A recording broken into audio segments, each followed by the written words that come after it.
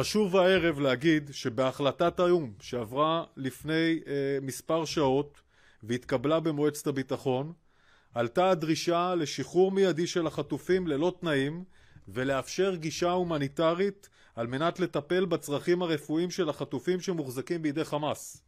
אנחנו קוראים לקהילה הבינלאומית, לארגונים הבינלאומיים, לממש את ההחלטה.